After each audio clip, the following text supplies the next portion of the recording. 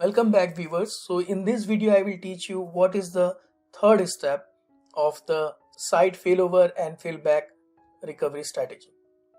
So the third stage is failover from Azure. What does it mean? It means that now you from the second step, when you basically synced up all the data, meanwhile whenever your client is going to the virtual machines Azure and the data is syncing up to your local machine, this is the good time that you work on your premise machines, and you make sure your premises machines database, they are all up and running and their applications are running, right? So you are working on them meanwhile. And whenever you make sure your on-premises machines are up and running and they are in the healthy state, applications are good, all the data is good, then you can turn on those in on-premises machine, and you can hope that all the clients should now go back to your on-premises machine for the further business. Correct? So for that, what should happen?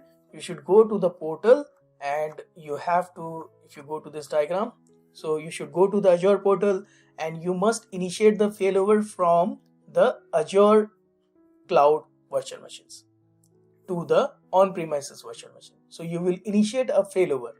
You will say that I want my Azure cloud virtual machines to be failed and on-premises machine to be enabled, so that all the traffic now should go to this public IP address of your on-premises virtual machine. And these machines, you can turn off them so that you save some money, but still make sure that your virtual machines are up and running on premise before you do that. Okay, so this was our third step. Basically, it is simple to remember that failover from Azure. So you can fail back to the original location from which you failed over, or you can go to the alternate location. Okay, so you can select which location I want to fail back from Azure to on-premise. So since your data is already synced up, what happens is when you boot up your on-premises machine, you can at that time you can decide or before, when you are going to fail back, you can decide which location I can select. So I think this is good, and so far you see that how you managed your business in the disaster situation, right?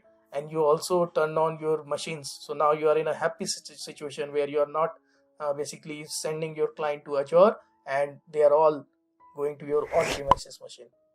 So this is very helpful. So let's do the next video where we will learn what is my last step. Okay, so last step should be what and how it is. So see you in my next video. Thank you for watching this video.